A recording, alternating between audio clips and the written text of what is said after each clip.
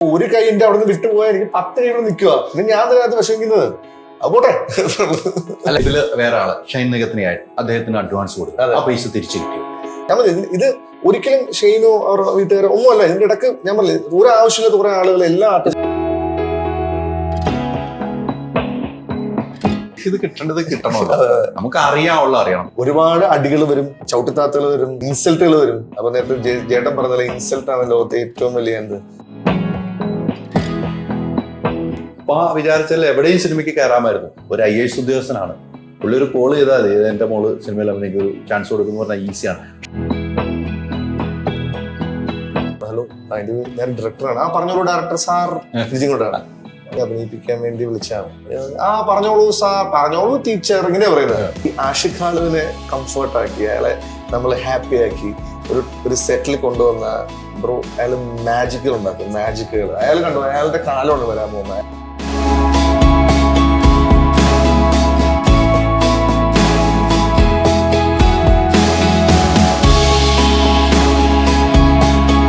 നമസ്കാരം.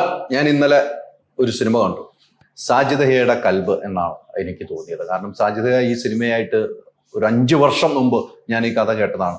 അന്ന് ആ കഥയിൽ ഞാനൊരു ക്യാരക്ടറായിരുന്നു. പിന്നീട് കഥയൊക്കെ മാറ്റി എന്നെ ഒഴിവാക്കി സാജിദയാണ്. അതിന്റെ ആദ്യം തന്നെ സാജിദയുടെ അതിന്റെ മറുപടി എനിക്ക് വേണം എന്നുള്ള ഉറപ്പാണ്. പക്ഷെ കൽബ്, നമ്മുടെ കൽബ് എടുത്തുകൊണ്ട് തന്നെ പോയി എന്ന കാര്യത്തിൽ സംശയമില്ല. ഞാൻ പല സിനിമകൾ കാണുമ്പോഴും ചില സിനിമകൾക്ക് മാത്രം കണ്ണ് നിറയുന്നുണ്ടെങ്കിൽ ഈ സിനിമയ്ക്കും എൻ്റെ കണ്ണ് നിറഞ്ഞു. അതാണ് ഈ സിനിമയുടെ വിജയമെന്ന് എനിക്ക് പേഴ്സണൽ ആയിട്ട് പറയാൻ പറ്റുള്ളൂ. മറ്റ് പ്രേക്ഷകരാണ് തീരുമാനിക്കുന്നത്. ആ വിശേഷങ്ങൾ പങ്കുവയ്ക്കാൻ ഡയറക്ടറും 2 ആക്ടറുമാണ്, ഹീറോയും ഹീറോയും. 3 പേർക്കും സ്വാഗതം. Thank you. എന്തുകൊണ്ട് എന്നെ മാറ്റി? ആദ്യ ചോദ്യം അതാണ്. ഹൈദരാലി എനിക്ക് 10-12 വർഷമായിട്ട് അറിയാം. ഓക്കെ, അപ്പം നമ്മൾ പല കാര്യങ്ങളും ഡിസ്കസ് ചെയ്യാറുണ്ട്, പല കാര്യങ്ങളും സംസാരിക്കാറുണ്ട്. ഈ സിനിമയുടെ കഥ മൊത്തം കേട്ടുപോയത്? അതെ അതെ അതെ അതെ. പല കാര്യങ്ങളിലും പല ഹെൽപ്പുകളും ഹൈദരാലിക്ക് ചെയ്തു തന്നിട്ടുണ്ട്. അപ്പം നിങ്ങൾക്കൊരു സാധനം തരുമ്പം അതൊരു സാധനമായിരിക്കണം. അല്ലാതെ ഇപ്പം നിങ്ങൾ കുറേ സിനിമകൾ ഞാൻ കണ്ടിട്ടുണ്ട്, റിപ്പോർട്ടറായിട്ടും ചുമ്മാ സൈഡിൽ വന്നിട്ട് പോകുന്നുണ്ട്. പക്ഷെ അങ്ങനെയല്ല, നിങ്ങളൊരു ക്യാരക്ടർ ഫേസ് ഉള്ള ആളാണ്. എനിക്ക് തോന്നിയിട്ടുണ്ട് പലപ്പോഴും, മനസ്സിലായില്ലേ? അപ്പം എനിക്ക് തരണമെന്നുണ്ടെങ്കിൽ അങ്ങനത്തെ ഒരു സാധനം. ഇപ്പൊ ഇതിനകത്ത് കൽബിൽ സംഭവിച്ചില്ല, ഇനി ഫ്യൂച്ചറിൽ സംഭവിക്കും ഇൻഷാ അല്ലാഹ്. അതെ, ഞാൻ കേട്ടിരുന്ന കഥയിൽ നിന്നും കുറെ മാറ്റങ്ങൾ സംഭവിച്ചു. അതെ അതെ, ഞാൻ കേട്ട കഥയല്ല, ഞാൻ കണ്ടു കഴിഞ്ഞപ്പോഴാണ് ഞാൻ കേട്ടതിൽ നിന്നും ഒത്തിരി കഥയിൽ മാറ്റം വരും. അതെ, എനിക്കന്ന് പറഞ്ഞ വേഷം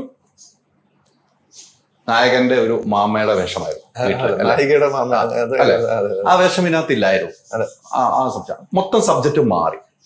അല്ല, മൊത്തം സബ്ജക്റ്റ് മാറിയെന്നല്ലേ. ഇപ്പൊ നിങ്ങൾക്കറിയാലോ, പല ആർട്ടിസ്റ്റുകളെയും വെച്ച് ചെയ്യാൻ നമ്മൾ പ്ലാൻ ചെയ്ത സിനിമയാണ്. അതിനുശേഷം അങ്ങനെ ചെയ്തൊരു സിനിമയാണ്. അപ്പം നമ്മൾ പുതുമുഖങ്ങളായിട്ട് സിനിമയായിട്ട് വരുമ്പം നമ്മളൊരു ഓൾറെഡി ഒരു നോൺ ഫേസിനെ പ്ലേസ് ചെയ്യുന്നതിനപ്പുറം ഒരു പുതുമുഖങ്ങളെ ഫേസ് ചെയ്യുമ്പം ഒരുപാട് പ്രേക്ഷകരെ ഇവരെ മനസ്സിലാക്കി കൊടുക്കണ്ടേ, അല്ലെങ്കിൽ പ്രേക്ഷകരെ ഇവരെ ഇഷ്ടപ്പെടുത്തേണ്ട കുറെ ആവശ്യങ്ങളുണ്ട്. എന്നാലേ ഈ ക്യാരക്ടറുമായിട്ട് ഈ സിനിമ നീണ്ടു പോകത്തുള്ളൂ.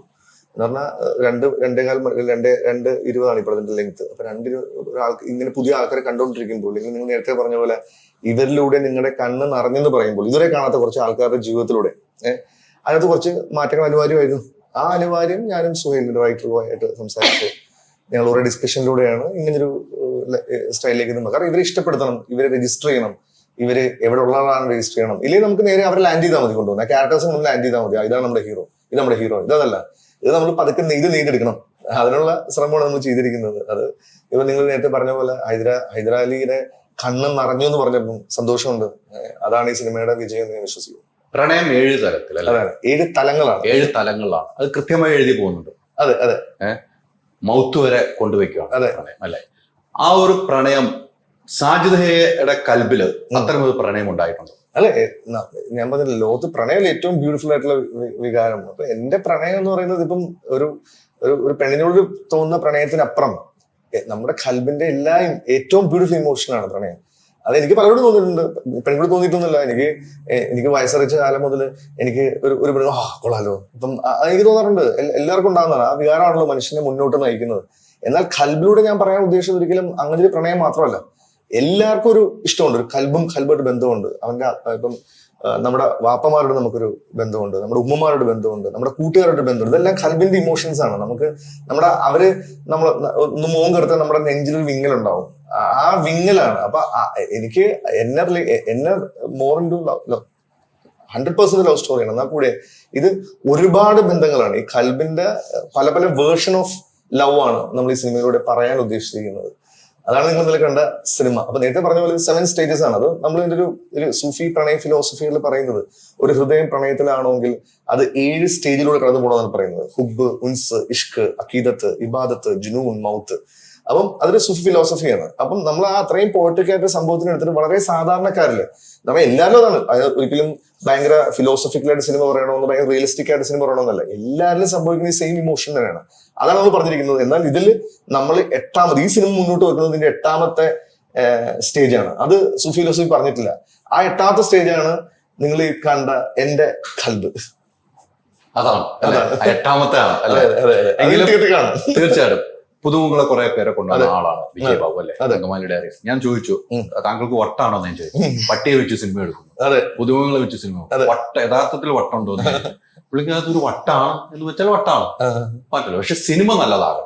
ഇതാണ് പുള്ളിക്കുള്ള ഒരു പോയിന്റ് എന്നോട് പറഞ്ഞു. കൃത്യമാണ് പുള്ളി പറഞ്ഞത്. ആട് 1 പരാജയപ്പെട്ട് 2 എടുത്തപ്പോ തിയേറ്റർ പോലും കിട്ടാത്ത അവസ്ഥ പുള്ളിയുണ്ടായിരുന്നു. എനിക്കറിയാം, കൃത്യമായിട്ട് അറിയാം.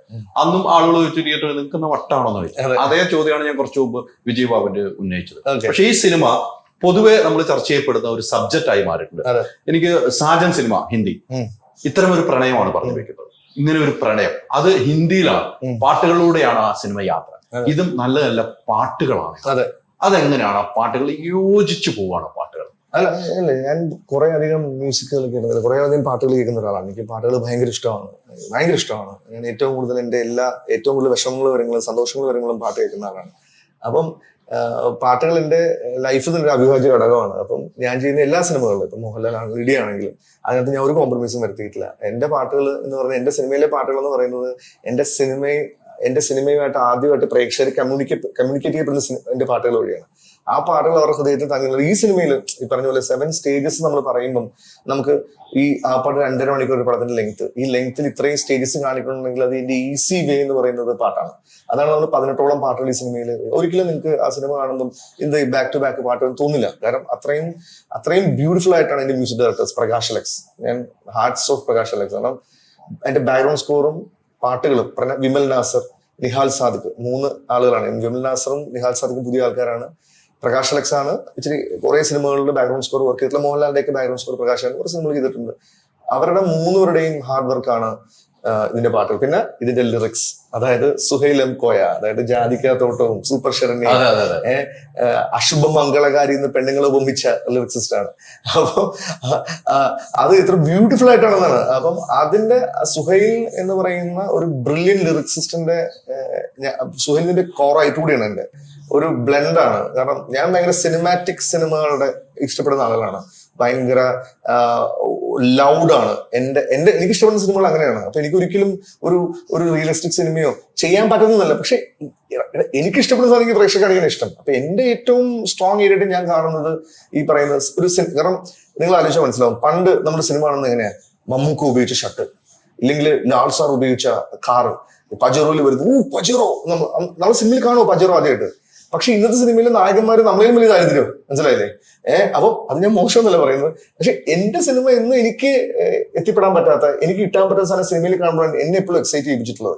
ആ എക്സൈറ്റ്മെന്റ് ആണ് എന്റെ സിനിമ. അപ്പം സുഹൈലിന്റെ ഒരു ബ്ലെൻഡ് എന്ന് പറഞ്ഞാൽ, സുഹൈൽ ഭയങ്കര ഇന്റർനാഷണൽ ആയിട്ട് തോട്ട് പ്രോസസ്സുകൾ, ഇന്റർനാഷണൽ ന്യൂസുകളും എല്ലാ ബുക്കുകളും കുറെ അധികം വായിക്കുന്ന ഒരുപാട് തോട്ട് പ്രോസസ്സുകളാണ്. അപ്പൊ സുഹൈലിന്റെ ആ ഒരു ഈ പറഞ്ഞ സൂഫി ഫിലോസഫിയുടെ ബ്ലെൻഡൊക്കെ സുഹൈലിന്റെ കൂടെയുള്ള കോൺട്രിബ്യൂഷനാണ്.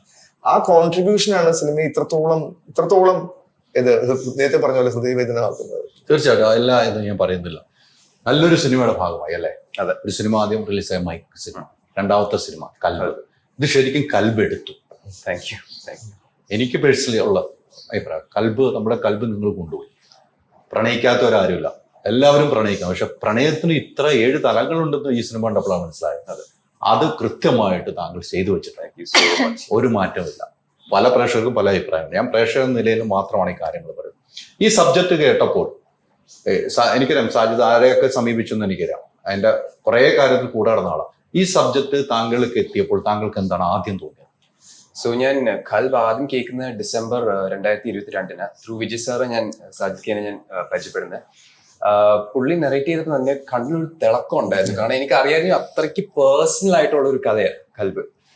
അപ്പോഴത്തേക്ക് കാരണം എനിക്ക് നന്നായി വിഷ്വലൈസ് ചെയ്യാൻ പറ്റി. ഞാൻ ഇപ്പോഴും ഓർക്കുന്നുണ്ട്, ഒരു സ്പീക്കറൊക്കെ വെച്ചാൽ വന്നത്. അപ്പോഴത്തേക്ക് ഈ നമ്മുടെ ഇമ്പോർട്ടന്റ് മൊമെന്റ്സിൽ നിർത്തിയിട്ട് സ്പീക്കർ കണക്കിട്ട് പാട്ട് പ്ലേ ചെയ്യും. അപ്പോഴത്തേക്ക് എനിക്ക് നന്നായി വിഷ്വലൈസ് ചെയ്യാൻ പറ്റി. നറേഷൻ കഴിഞ്ഞിട്ട് എനിക്കൊരു വാശി ഉണ്ടായിരുന്നു, ഈ പടം ഞാൻ ചെയ്തിരിക്കും, എനിക്ക് ചെയ്യണമെന്ന്. കാരണം എൻ്റെ ഒരു ക്രിയേറ്റീവ് ആർട്ടിസ്റ്റിനെ അത് ഒരുപാട് ഫുൾഫിൽ ചെയ്ത ഒരു കഥയാണ്.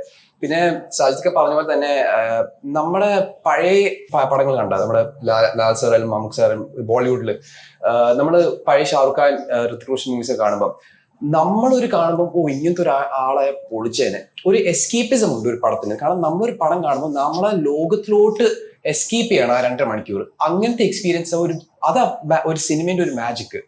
അങ്ങനത്തെ ഒരു പടം വന്നിട്ട് ഒരുപാട് നാളായി. ഓബിയസ്ലി നമ്മുടെ പടം ഒരു തിയേറ്റർ എക്സ്പീരിയൻസ് തന്നെയാണ്, പക്ഷെ അതിൻ്റെ കൂടെ തന്നെ ഒരു വളരെ സോൾഫുള്ളും ബ്യൂട്ടിഫുള്ളും ആയിട്ടുള്ള ഒരു ലവ് സ്റ്റോറിയാണ്. എല്ലാവർക്കും റിലേറ്റ് ചെയ്യാൻ പറ്റുന്ന ഒരു ലവ് സ്റ്റോറിയാണ് പറയുന്നത്. പക്ഷെ നമ്മൾ എക്സ്റ്റീരിയറിൽ ഒരുപാട് കമേഴ്ഷ്യൽ ഫാക്ട്സ് ഉണ്ട്, അടി എടി അലമ്പ് റൊമാൻസ്. പക്ഷെ അതൊരു എക്സ്റ്റീരിയർ മാത്രമേ ഉള്ളൂ. അത് core of the story Kalba. പിന്നെ പറഞ്ഞ പോലെ തന്നെ നമ്മൾ കൽബ് എന്ന് പറയുമ്പോൾ 2 ലവേഴ്സ് തമ്മിൽ മാത്രമല്ല, ഒരു യൂണിവേഴ്സൽ തീം ഓഫ് ലവ് ആണ് ഡിസ്കസ് ചെയ്യുന്നത്. ഒരു അച്ഛനും മോനും അമ്മയും മോളും ഫ്രണ്ട്സ് തമ്മിലുള്ള റിലേഷൻ. അപ്പോഴത്തേക്ക് ആ യൂണിവേഴ്സൽ തീം, നമ്മൾ സ്നേഹിക്കുന്ന എല്ലാവരും നമ്മുടെ കൽബ. അതാ ഈ പടം എസ്റ്റാബ്ലിഷ് ചെയ്യാൻ നോക്കുന്നത്. അതുകൊണ്ട് താങ്ക് യു സോ മച്ച്. എല്ലാവർക്കും ഒരു നല്ല പോസിറ്റീവ് റെസ്പോൺസ് ആയിട്ട് കിട്ടുന്നത്. അപ്പോഴത്തേക്ക് എല്ലാവർക്കും അവരെ കരയിക്കാൻ പറ്റി, അവർക്ക് റിലേറ്റ് ചെയ്യാൻ പറ്റി. സോ ശരിക്കും സിനിമ അല്ലാതെ വേറെ ഒരു മേഖലയ്ക്ക് ഇങ്ങനത്തെ ഒരു ഇമോഷൻ കൊണ്ടുവരാൻ പറ്റത്തില്ല. സോ നമ്മളെ പടം ഇത് ചെയ്യാൻ പറ്റിയോണ്ട് ഞങ്ങൾക്ക് ഒരുപാട് ഭാഗ്യമുണ്ട്. Thank you so much. ഈ പടം കണ്ടു കഴിഞ്ഞപ്പോൾ താങ്കൾ ചെയ്ത വേഷങ്ങൾ കണ്ട് പടം തിയേറ്ററിൽ നിന്നെല്ലാം കാണുവാണല്ലോ, ഓഡിയൻസിന്റെ കൂടെ കാണും, നമ്മൾ ക്ഷണിക്കപ്പെട്ട അതിഥികളുടെ കൂടെ. എനിക്ക് ഇതിനും അപ്പുറത്തേക്ക് ചെയ്യാമായിരുന്നു എന്ന് പല സ്ഥലങ്ങളിലും സിറ്റുവേഷൻ തോന്നിയിട്ടുണ്ടാവുമല്ലോ അല്ലെ? ഇത് പോരാ, എനിക്ക് ഇതിലും നന്നായിട്ട് ചെയ്യണമായിരുന്നു. ആ ഒരു വാശിയായിട്ട് എടുക്കുമല്ലേ ഇനിയുള്ള യാത്രയിൽ? സോ ഞാൻ നോക്കുന്നതെന്ന് പറഞ്ഞാൽ ആ മൂമെന്റിന് ഷോട്ട് എടുക്കുന്ന സമയത്ത് എന്റെ ബെസ്റ്റ് കൊടുക്കാൻ പറ്റിയോ? ബെസ്റ്റ് കൊടുത്താൽ ഞാൻ ഹാപ്പിയാണ്. ഇപ്പൊ നമ്മൾ നോക്കുമ്പോൾ ഓബിയസ്ലി നമുക്ക് തോന്നും ഇത് കുറച്ചും ബെറ്റർ എടുക്കാം. കാരണം ഞാനും ഒരു ആർട്ടിസ്റ്റായിട്ട് ഇവോൾവ് ചെയ്തുകൊണ്ടിരിക്കുക. തീർച്ചയായിട്ടും. പക്ഷെ അറ്റ് ദാറ്റ് മൂമെന്റ് ഈ ഷോട്ടിൽ എന്റെ മൈൻഡ് സെറ്റ് റൈറ്റ് ആയിരുന്നു. എനിക്ക് ഏറ്റവും ബെസ്റ്റ് കൊടുക്കാൻ പറ്റിയോ? സാജിക്ക് ഹാപ്പി ആയിരുന്നു, അത് കേട്ടാൽ മതിയായിരുന്നു എനിക്ക്. ഇപ്പം പടം ഫുള്ളായിട്ട് കാണുമ്പോൾ എനിക്ക് വളരെ ഹാപ്പി ആയിരുന്നു. പക്ഷെ ഇനിയും ഒരുപാട് ദൂരോട്ട് മുന്നോട്ട് പോകാൻ. ബട്ട് കൽബ് ഉറപ്പായിട്ടും എന്റെ കരിയർ ഡിഫൈനിങ് ആയിട്ടുള്ള ഒരു പടം. ഒരു മാറ്റം അത് 100% ഗ്യാരണ്ടിയോട് ഞാൻ പറയുന്നു. അത് താങ്കൾക്ക് ഒരു ചേഞ്ച് തന്നിരിക്കുന്ന സിനിമയാണ്. താങ്കൾ എന്നൊരു നടനാക്കി എടുത്തൊരു സിനിമയാണ്. അതെ, ഉറപ്പായിട്ടും. ഇനിയുള്ള യാത്രയാണ് നമുക്ക് റിസ്ക്. ഇനി ഇതിന് താഴത്തേക്ക് പോകാൻ പാടില്ല, ഇതിന്റെ മുകളിലേക്ക് പോകാൻ പാടില്ല. അപ്പൊ പോയി എത്തുന്ന സംവിധായകർ എങ്ങനെയാണെന്നുള്ളത് നോക്കിയാണ് ഇനി യാത്ര ചെയ്യേണ്ടത്. തീർച്ചയായിട്ടും ഒന്നും പറയാനില്ല കേട്ടോ. തുടക്കം മുതൽ അവസാനം വരെ കരയിപ്പിക്കുകയും ചിന്തിപ്പിക്കുകയും ചെയ്തൊരു നായികയാണ്. ആദ്യമായിട്ട് സിനിമയിൽ അഭിനയിക്കും അല്ല? ഇതിനു മുമ്പ് സിനിമയിൽ അഭിനയിച്ചു? സിനിമ അഭിനയം എന്നൊരു ആഗ്രഹം ഉണ്ടായിരുന്നു? ആഗ്രഹം ഉണ്ടായിരുന്നു, പക്ഷെ ഞാൻ തന്നെ അത് നടക്കില്ല എന്ന് പറഞ്ഞ് സ്വന്തം തന്നെ ബിലീവ് ചെയ്ത ഒരു നടക്കില്ല എന്ന് പറഞ്ഞ് മാറ്റി വെച്ചു. അങ്ങനെ ഒരു കണക്ഷനും ഉണ്ടായിരുന്നില്ല. എത്താൻ കുറെ ദൂരം ഉണ്ടെന്ന് വിചാരിച്ചു. ഭയങ്കര ദൂരമുള്ള ഒരു സ്വപ്നമായിരുന്നു സിനിമ എന്ന് വിചാരിച്ചു. പക്ഷെ അത് എന്നെ തേടി എത്തി. എങ്ങനെയോ എനിക്ക് വേണ്ടി എഴുതി വെച്ചൊരു കഥ പോലെ എനിക്ക് തോന്നി. അല്ല, വലിയ കോഴിക്കോടുകാരിയാണ് അല്ലെ? പഠിത്തം ബാംഗ്ലൂരായിരുന്നു പഠിത്തം.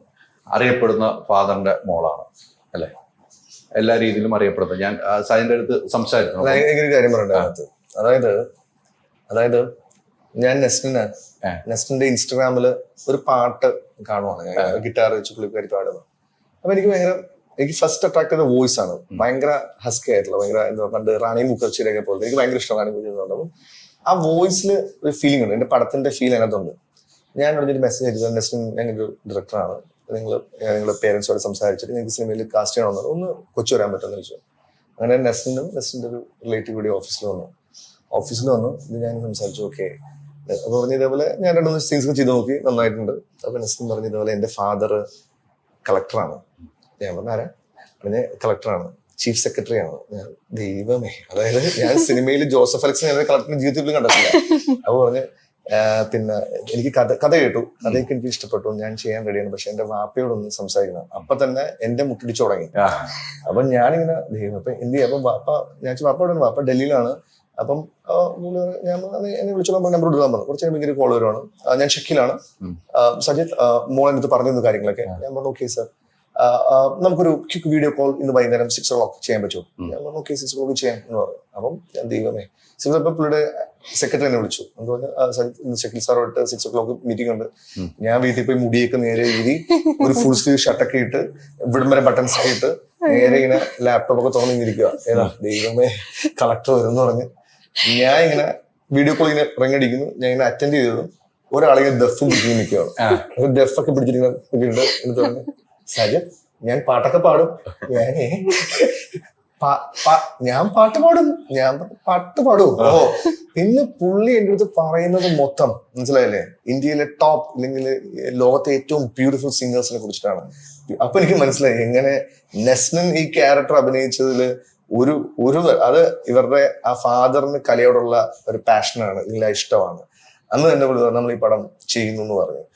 എന്നത് ഞെറേറ്റ് ചെയ്തു. ഞാൻ ഇതിന്റെ കഥയുടെ എനിക്ക് ഞാൻ ഭയങ്കര സൂഫി ഫിലോസഫി ഒക്കെ ഫോളോ ചെയ്യുന്ന ആളാണ്. ഇതാണ് ഒരു പോയിന്റിൽ പോലും പുള്ളിയുടെ ജോബ് പ്രൊഫൈൽ. അപ്പൊ ഞാനിങ്ങനെ ഈ വാട്സപ്പ് വെബിലാണ് കോൾ ചെയ്യുന്നത്. അപ്പം വാട്സപ്പിൽ DP-യിൽ പുള്ളി നിൽക്കുന്നത് നരേന്ദ്രമോദിയായിട്ടാണ് പുള്ളി നിൽക്കുന്നത്. അത് കണ്ടത് തന്നെ ഞാൻ പിടിച്ചെടുത്തത്. ആക്ച്വലി എന്റെ ദൈവം ഏത് പറഞ്ഞ പിടിച്ചത്. പക്ഷെ ഞാൻ പറഞ്ഞില്ല, അതാണ് ഇവരുടെ നെസ്റ്റിന് കിട്ടുന്ന ബ്ലെസ്സിങ് എന്ന് പറഞ്ഞാൽ ആ ഫാദറിന്റെ ആ സെൻസ്. പുള്ളി വളരെ മനോഹരമായിട്ട് പാട്ട് പാടുന്ന, മനോഹരമായിട്ട് കല ഇഷ്ടപ്പെടുന്ന, മനോഹരമായിട്ട് എന്താ പറയാ ഈ കളക്ടറിന്റെ ഉള്ളിലെ കാക്കിക്കുള്ളിലെ കലാഹൃദയം എന്ന് പറയുന്നത് കളക്ടറിനുള്ള കലാഹൃദയമുള്ള ആളാണ്. ഉപ്പാക്ക് കിട്ടാതെ പോയൊരു ചാൻസ് ആണ് ശരിക്കും. അഭിനയിക്കാനൊക്കെ താല്പര്യമുള്ള അഭിനയിച്ചിട്ടുണ്ട്. പണ്ട് ദൂരദർശനിൽ ഒരു സീരിയൽ ചെയ്തിട്ടുണ്ടായിരുന്നു, ഏക് കഹാനി എന്ന് പറഞ്ഞിട്ട്. ആ കാലത്തൊക്കെ ഉപ്പാക്ക് അഭിനയത്തിനോട് ഭയങ്കര ഇഷ്ടമായിരുന്നു. അവിടെ തന്നെയാണ് എനിക്ക് കിട്ടിയതും. അത് കുറെ കഥകൾ പറയുമ്പോഴും ഉപ്പാന്റെ കൂടെ ഇരുന്ന് സംസാരിക്കുമ്പോ നമുക്കത് കാണാം, അതിനോടുള്ള ഒരു ഇഷ്ടം നമുക്ക് മനസ്സിലാവും. പക്ഷെ എന്നാലും അത് നമ്മളെ ലോകമല്ല. നമ്മള് തന്നെ അത് നമ്മളോട് തന്നെ പറയൂലേ, ഇത് നമ്മളെ ലോകമല്ല, നമുക്ക് പറഞ്ഞതല്ല, അതുകൊണ്ട് അത്രയ്ക്ക് അന്ന് ആഗ്രഹിക്കണ്ട എന്നുള്ള പോലെ ആയിരുന്നു. അങ്ങനെയാണ് പാട്ടിലോട്ട് പോയത്. പാട്ടൊരു നല്ലൊരു കോംപ്രമൈസ് ആണെന്ന് തോന്നി. ആക്ടിങ്ങിലേക്ക് പോകാൻ പറ്റില്ല, പാട്ട് പാടാം, അതിനോട് ഭയങ്കര ഇഷ്ടമാണ്. നമ്മുടെ ഫാമിലി ഫുൾ ഭയങ്കരമായിട്ട് മ്യൂസിക്കും ആർട്ടും ഒക്കെ ഭയങ്കരമായിട്ട് ഇഷ്ടപ്പെടുന്ന ആൾക്കാരാണ്. ഉമ്മച്ചി പാടില്ല, പക്ഷെ മൂപ്പറാണ് നമ്മളെ മാനേജർ. നമ്മൾ 3 ആളും പാടും. എന്റെ സിസ്റ്ററും പാടും, ഉപ്പയും പാടും. അപ്പൊ നമ്മൾ പാടുമ്പോ ഉമ്മ മാനേജ് ചെയ്യും. പക്ഷെ ഉമ്മയും പാടും, നമ്മൾ പുറത്ത് പാടില്ല എന്നുള്ള. വീട്ടിനുള്ളിൽ പാടും. ഇപ്പോൾ വർക്ക് ചെയ്യുന്നത് മേഘാലയയിലാണ്. മേഘാലയത്ത് അഡീഷണൽ ജോയിന്റ് സെക്രട്ടറി അല്ലേ. അപ്പൊ ഈ വാപ്പച്ചിയുടെ കലാവാസനാണ് മൂക്ക് കിട്ടിയിരിക്കുന്നത് അല്ലെ. ഈ സിനിമ സബ്ജക്ട് കേട്ടപ്പോൾ ചെയ്യണമെന്ന് തോന്നിയ ഒരു സിനിമ തന്നെയാണ്. ഓക്കെ, ഞാൻ സമ്മതിക്കുന്നു. പക്ഷെ ഈ സിനിമയില് ഈ പറയുന്ന പോലെ 7 തലങ്ങൾ അല്ലെ, 7 തലങ്ങൾ പ്രണയമുണ്ടെന്ന് ഇതിനു മുമ്പ് അറിയുമായിരുന്നോ? ഇല്ല, അറിയില്ലായിരുന്നു. അത് ഈ കഥ കേട്ടപ്പോഴാണ് അത് മനസ്സിലാക്കുന്നതും അതിനെ കുറച്ചും കൂടി അറിയണം എന്നുള്ള ആഗ്രഹം വരുന്നതും. പിന്നെ ഏറ്റവും അധികം എൻ്റെ മനസ്സിൽ തൊട്ടത് കുറെ ഡയലോഗ്സ്, സിദ്ദീഖ പറഞ്ഞിട്ടുള്ള കുറെ കാര്യങ്ങൾ. അത് ഞാൻ സാജിദ് ഖാനോടും നെറേറ്റ് ചെയ്യുമ്പോഴും പറഞ്ഞ ഒരു കാര്യം, ഏറ്റവും കൂടുതൽ ഇഷ്ടപ്പെട്ട അച്ഛനും മോനും തമ്മിലുള്ള ആ ഒരു ഡൈനാമിക് ഞാൻ ഇതുവരെ കണ്ടിട്ടുമില്ല, കേട്ടിട്ടുമില്ല. ആ അത്രക്കും ഒരു പ്ലേസ് കൊടുക്കാനും ആ കൽബിന്നുള്ള റൊമാൻസ് അല്ലാണ്ട് ആ പേരന്റ് സൺ റിലേഷൻഷിപ്പ് ഡിസ്കസ് ചെയ്യുന്നത് ഭയങ്കര ബ്യൂട്ടിഫുൾ ആയിട്ടുള്ള കാര്യം. നമ്മൾ അധികം അത് ആലോചിക്കുന്നില്ല. ഒരു ചെറുപ്പക്കാരൻ അച്ഛൻ അത്രയും സ്ഥാനത്ത് വെക്കുന്ന ഒരു ബെസ്റ്റ് ഫ്രണ്ട് ആയി കൊണ്ട് നടക്കുന്നു എന്ന് പറയുന്നത് ഇപ്പോഴത്തെ കാലത്ത് അത് വരണം, ആ ഒരു ചേഞ്ച് വരണം. അതെനിക്ക് എൻ്റെ ഉപ്പാനോടുണ്ട്. ആ ഒരു ഇഷ്ടവും ആ ഒരു റെസ്പെക്റ്റും എല്ലാം ഞാൻ പറയും. എന്ത് സംഭവിച്ചാലും, കോളേജിൽ അടി കൂടിയാലും, ഫ്രണ്ട്സായിട്ട് അടി കൂടിയാലും എല്ലാം ഞാൻ ഉപ്പാന്റെ അടുത്ത് പോയി പറയും. ആ ഒരു ഇത് സ്ക്രീനിൽ കാണാൻ പറ്റുന്നത് പ്രണയം പറയും, എല്ലാം ചോദിക്കണമല്ലോ, സിനിമ കണ്ട് പോകണോണ്ട് ചോദിച്ചെന്നുള്ളൂ. കളക്ടറായ കാരണം തിരിച്ച് ജാമ്യമൊക്കെ എടുക്കുന്നുണ്ടല്ലേ ആണല്ലോ. അദ്ദേഹം ഈ ഇന്റർവ്യൂ കാണുമ്പോൾ ഇവൻ പ്രശ്നമാണല്ലോ എന്ന് ചിന്തിക്കല്ല. കളക്ടറാണ്, എന്നാണ് കേരളത്തിൽ വന്നിരിക്കണം നമുക്ക് വരാൻ പറ്റില്ലോ. കൃഷിയിലൊക്കെ വന്നിരിക്കുമ്പോൾ നമ്മൾ വാർത്താ സമ്മേളനത്തിനൊക്കെ പോകാനുള്ളതാണ് അദ്ദേഹത്തിന്. പക്ഷെ അതിനകത്ത് എനിക്ക് കുറച്ച് കാര്യങ്ങൾ, നിങ്ങൾ രണ്ടുപേരിൽ നിന്നാണ് എനിക്ക് കുറച്ച് കാര്യങ്ങൾ കിട്ടാറ്. പ്രണയം പല രീതിക്ക് പല കാലഘട്ടത്തിലും സിനിമകൾ വന്നിട്ടുണ്ടല്ലേ. കുറെ നാളുകൾ ഇത്തരം ഒരു സിനിമ വന്നിട്ട് സാജൻ കുറെ നാളുകളായെന്ന് എനിക്ക് തോന്നുന്നു. ഞാൻ ഹിന്ദി സിനിമകൾ കുറെ കാണുന്നു. എനിക്ക് സാജൻ സിനിമ ഇതുപോലെ ഒന്ന് ഷാറുഖ് ഖാന്റെ ദിൽവാല ഗംഭീർ സിനിമ അല്ലെ. ഇത്തരം ഒരു പ്രണയമാണ് അതിനകത്ത്. കുറെ മൂവ്മെന്റ് ഉണ്ട് നമുക്ക് ഇവര് കണ്ടുമുട്ടുമ്പോൾ. സാജൻ സിനിമ ഹിറ്റാകുന്ന പാട്ടിലൂടെയാണ് അല്ലെ. പാട്ടാണ് 9 പാട്ട് മറ്റുണ്ട് സാജൻ സിനിമയിൽ എനിക്ക് തോന്നുന്നു. അങ്ങനെ ഹിറ്റടിക്കുന്ന സിനിമകൾ മലയാള സിനിമയിൽ വളരെ കുറവാണ്. പണ്ട് കാലങ്ങളിൽ എനിക്ക് ഈ സിനിമയിൽ ഏറ്റവും ഇഷ്ടപ്പെട്ട സിനിമ ഞാൻ കണ്ടതുകൊണ്ട് കാണാത്തവരോട് പറയുന്നില്ല, അവസാനം ഒരു 20-25 മിനിറ്റ് നമ്മൾ ഇന്നുവരെ കാണാത്ത എല്ലാം കാണിച്ചതാണ് അല്ലെ. ഈ സിനിമയുടെ അവസാനം ഒരു 20-22 മിനിറ്റ് നമ്മൾ കാണാത്ത വഴിയിലൂടെ നമ്മൾ യാത്ര ചെയ്യുകയാണ്. അത് മൊത്തം കാണിക്കുകയാണെന്നുള്ള ഒരു സാധനം നമ്മുടെ മനസ്സിൽ ആഴത്തിൽ തട്ടി. അതില് ഒരു വെള്ളം ഒഴുകി വരുന്ന സീൻ നായകന്റെ കയ്യിൽ തട്ടുന്നുണ്ടെങ്കിൽ നമ്മുടെ ഹൃദയത്തിലേക്കാണ് തട്ടുന്നത്. Thank you. ഇല്ല എന്ന് ഞാൻ പറയില്ല, നമുക്ക് ഭയങ്കര ഫീൽ ചെയ്ത്, എനിക്ക് പറയുമ്പോൾ അത് ഫീൽ ഉണ്ട്. നമ്മളൊക്കെ അവസാനം എന്താകുന്നു എന്ന് നമുക്ക് എല്ലാവർക്കും അറിയാം. നമ്മൾ അവസാനം എവിടെയാണ് എത്തുന്നത്? ആ ഒരു സീനുണ്ട്, അവിടെ കഥ പറഞ്ഞു. വെള്ളം എവിടെ നിന്ന് ഒഴുകി വരുന്നു ഞാൻ പറയാം. വെള്ളം ഒഴുകി പൈപ്പിൽ നിന്നായിരിക്കും ഒഴുകുക, ചിലപ്പോൾ കൈ കഴിയുമ്പോൾ ആ വെള്ളത്തിൽ നായകന്റെ കൈ തട്ടുന്നുണ്ടെങ്കിൽ ഹൃദയത്തിൽ തട്ടിക്കാൻ സാജിദ് എന്ന് പറഞ്ഞ ഡയറക്ടറിന് കഴിഞ്ഞിട്ടുണ്ട്. Thank you. അതാണ് ഞാൻ സിനിമ കണ്ടിട്ട് ഇന്റർവ്യൂ എടുക്കുള്ളൂ എന്ന് ഞാൻ പറഞ്ഞത്. ഞാനൊന്നും ഇന്റർവ്യൂ എടുക്കായിരുന്നത് സിനിമ കണ്ടിട്ടെടുക്കാം എന്നുള്ള രീതിക്കാണ്. ഈ പറഞ്ഞതുപോലെ ഞാൻ അതൊന്ന് പറഞ്ഞു പോയി, എൻ്റെ ഇടയ്ക്കൊന്ന് പറഞ്ഞു. ഇദ്ദേഹമാണ് പേരായിട്ട് അഭിനയിച്ചത് അല്ലെ, ഇദ്ദേഹം പുതിയ ആളാണ്, ഒരു സിനിമ കഴിഞ്ഞിട്ടാണ് വരുന്നത്. നിങ്ങൾ തമ്മിലുള്ള ഈ സിനിമയ്ക്ക് വേണ്ടിയുള്ള തയ്യാറെടുപ്പ് എന്തൊക്കെയായിരുന്നു? രണ്ടുപേരോട് ചോദ്യം കേട്ടോ. സോ ഞങ്ങൾ ഇതിനു മുന്നേ ഒരു വർക്ക്ഷോപ്പ് ചെയ്തായിരുന്നു, ഒരു 1 month വർക്ക്ഷോപ്പ്. ഞങ്ങൾ മീറ്റ് ചെയ്ത് തന്നെ ഏറ്റവും ബെസ്റ്റ് നമ്മുടെ കൂടെ നിൽക്കുന്ന ഒരു കാസ്റ്റിംഗ് ഡയറക്ടറാണ് പുള്ളി. പിന്നെ നമ്മുടെ ഈ CP സ്റ്റോറീസിൽ ഞങ്ങൾ കുറച്ച് മോക്ക് ഷൂട്ട്സ് ഒക്കെ ചെയ്തായിരുന്നു. സീൻസ് ഒക്കെ കുറച്ച് നമ്മൾ റെഗുലർ ക്യാമറസ് വെച്ച് മോക്ക് ഷൂട്ട്സ് ഒക്കെ ചെയ്തായിരുന്നു. ഞങ്ങൾ ഒരുപാട് സംസാരിച്ചു. വർക്ക്ഷോപ്പ് കഴിഞ്ഞിട്ട് ഞങ്ങൾ ചിലപ്പം ഒരു ഫുഡൊക്കെ കഴിക്കുമായിരുന്നു. അപ്പോഴത്തേക്ക് ഞങ്ങൾക്ക് അങ്ങോട്ടും ഇങ്ങോട്ടും പരസ്പരം കുറച്ചുകൂടെ അറിയാൻ പറ്റി. കാരണം രഞ്ജിത്ത് കംപ്ലീറ്റ്ലി ദുബായിൽ ജനിച്ചു വളർന്ന ഒരു കുട്ടിയാണ്. അപ്പം രഞ്ജിത്ത് വളരെ ബ്രില്യന്റ് ആയിട്ടുള്ള ആക്ടറാണ്, യാതൊരു സംശയം വേണ്ട. രഞ്ജിത്ത് രാവിലെ കുറെ ആളുകളുടെ കുറെ താരങ്ങളിലെ പേര് പറഞ്ഞ് നമ്മൾ സംസാരിക്കും. നസ്ലിന്റെ സംബന്ധം, നസ്ലിന്റെ ക്യാരക്ടറെ അത്ര ലൈക്കബിൾ ആണ്, അത്ര ലവബിൾ ആണ്. ഒറ്റ രീതിയിലാണ് ക്യാരക്ടർ പോകുന്നത്. കാരണം നസ്ലിന് അത് ആ ക്യാരക്ടറാണ്, അതാണ് നസ്ലിൻ പാട്ട് പാടുന്ന, ഇല്ലെങ്കിൽ സൂഫി ഫിലോസഫിയിൽ ഇഷ്ടപ്പെടുന്ന. രഞ്ജിത്ത് ടോട്ടലി ആലപ്പുഴ കേരളത്തിന്റെ എല്ലാ ഫ്ലേവറും അറിയാവുന്ന, ഇല്ലെങ്കിൽ ഇൻസ്റ്റഗ്രാമിൽ ആളുകളോട് കമ്മ്യൂണിക്കേറ്റ് ചെയ്ത് ഒരു ഫാൻ ഫോളോ ഒക്കെ ഉണ്ടായ കുട്ടിയാണ് നസ്ലിൻ. രഞ്ജിത്ത് ഇതൊന്നുമല്ല, ഒരു ദുബായിൽ ജനിച്ചു വളർന്ന, അവിടുത്തെ ഒരു സ്കൂളിൽ വിളിച്ചു വളർന്ന ഒരു കുട്ടി, ഒരു പയ്യൻ ആലപ്പുഴ പോലത്തെ സ്ഥലത്ത് നിറഞ്ഞ ഞങ്ങളൊക്കെ ജനിച്ചു വളർന്ന സ്ഥലത്തേക്ക് വരിക എന്ന് പറയുന്നത് അത് ഒരു വലിയ ചലഞ്ചാണ്. അത് രഞ്ജിത്ത് അത്രത്തോളം ഹാർഡ് വർക്ക് എടുത്തിട്ടുണ്ട്, അത്രത്തോളം. മനസ്സിലായി? ഞാൻ വീണ്ടും പറയുന്ന അതുകൊണ്ടാണ്. നമ്മൾ ഇന്നത്തെ ഒരു സീനൊക്കെ ഉണ്ട്, ഒരു ഡ്രൈനേജിലേക്ക് വീഴുന്ന സീനുണ്ട്. അത് ആലപ്പുഴയിൽ ഏറ്റവും മോശം വെള്ളമാണ് അത് വീഴുന്നത്. കാരണം വളരെ കാലങ്ങളായിട്ട് പാലം കൺസ്ട്രക്ഷനുള്ള കാരണം ബ്ലോക്ക് ചെയ്തിരിക്കുന്ന വെള്ളമാണ്. അപ്പം ഞങ്ങളുടെ ബ്രോ ഇതേപോലെ നമുക്ക് സ്വിമ്മിംഗ് പൂളിൽ എടുക്കാം, പക്ഷെ അവിടെ വന്ന് വീണാൽ അതൊരു ഇമ്പാക്ട് ആണ്. ബ്രോ ഞാൻ റെഡിയാണ് ബ്രോ. അതാണ് അതിന്റെ ആ ഒരു കിക്ക്. ഒരു മരത്തിൽ കയറണം, അയാളുടെ കാലും കയ്യോ മുറിയുമാണ്. അപ്പൊ ഞാൻ പറഞ്ഞു ഇത് കുറച്ച് കാലൊക്കെ ജസ്റ്റ് മുറിയും, കുഴപ്പമില്ല നമുക്ക് സെറ്റാണ്. ആ ഒരു ഇല്ലെങ്കിൽ ഇതിന്റെ ഫൈറ്റ്സ്, നിങ്ങൾ ഫൈറ്റ് ചെയ്യണം മനസ്സിലാവും. അത്ര ബ്യൂട്ടിഫുൾ ആയിട്ട് ഞാൻ പറയാം, ഇന്ന് മലയാള സിനിമയിൽ ഇതുപോലെ ഫൈറ്റ് ചെയ്യാൻ പറ്റിയ യങ് സ്റ്റാർ ഇല്ല. അത്ര പവർ പാക്ക് ഫൈറ്റ് ആണ് എനിക്ക് ചെയ്തിരിക്കുന്നത്. ഇതൊക്കെ ഒരിക്കലും നാളെ ഇത് ഭയങ്കര ഓൺലൈൻ സംഭവത്തിന് വേണ്ടി പറയുന്നതല്ല, മനസ്സിലായില്ലേ?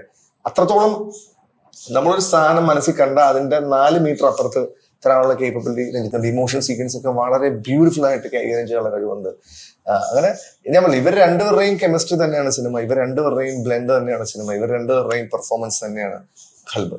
തീർച്ചയായിട്ടും അതെ. ഈ പറഞ്ഞത് നിങ്ങൾ രണ്ടുപേരുള്ള ഇതാണ് നമ്മൾ പറഞ്ഞു വന്നത്. അതിന്റെ ഇടയ്ക്ക് കൃത്യമായിട്ട് കുറച്ച് കാര്യങ്ങൾ പറഞ്ഞു.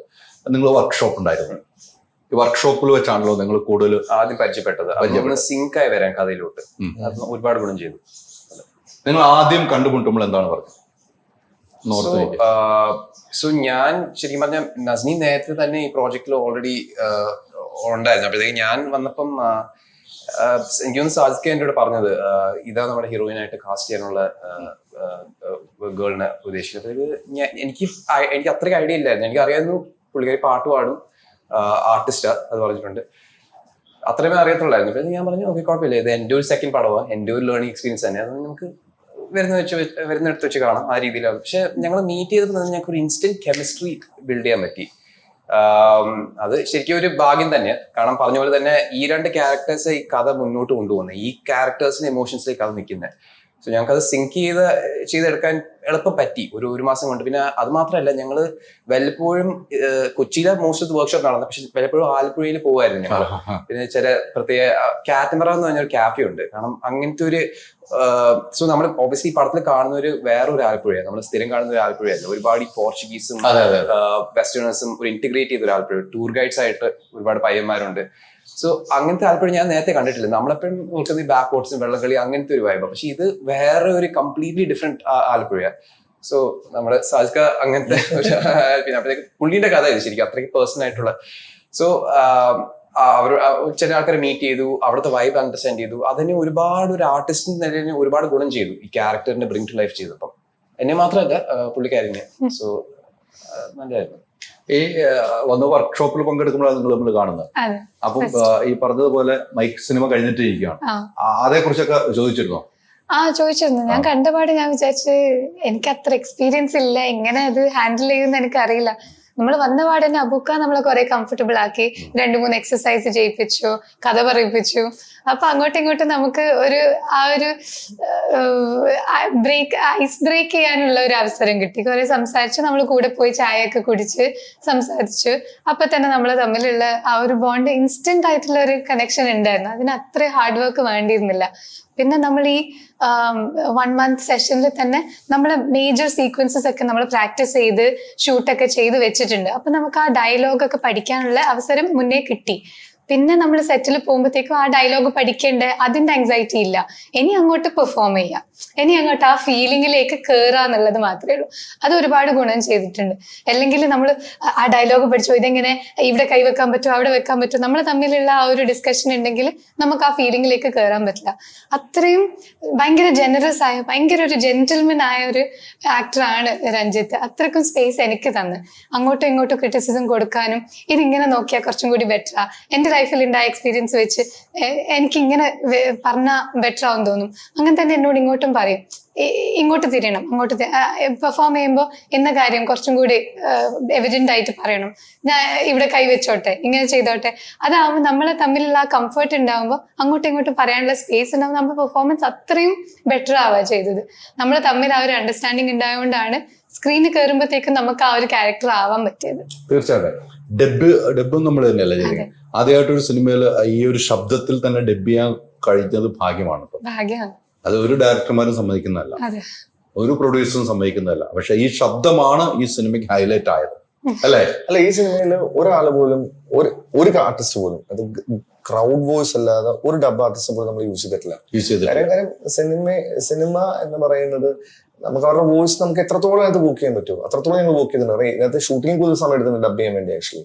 അപ്പൊ ഞങ്ങൾ ഡെയിലി അതിനെ എത്രത്തോളം നന്നാക്കാൻ ശ്രമിക്കും. കാരണം ആ സോൾ അവിടെയാണ്, ആർട്ടിസ്റ്റിന്റെ സോൾ ഇരിക്കുന്നത് എന്നും ആ ഓൺ വോയിസിൽ നിന്ന് വിശ്വസിക്കുന്ന ആളാണ് ഞാൻ. എനിക്ക് ഡബ് വോയിസ് എന്ന് പറഞ്ഞാൽ എനിക്ക് അതിലും ഏറ്റവും ബെസ്റ്റ് ആയിട്ട് അങ്ങനെ ഡബിങ് ഉണ്ടെങ്കിൽ തന്നെ ഞാൻ ഒരിക്കലും ഡബിങ് അറിയാത്ത ഒരാളെ വിളിച്ച് ചെയ്യാൻ ശ്രമിക്കത്തുള്ളൂ. അവിടെ ഒരു ഡിഫറൻസ് ഫീൽ ചെയ്യുന്ന വിശ്വസിക്കുന്ന ആളാണ് ഞാൻ.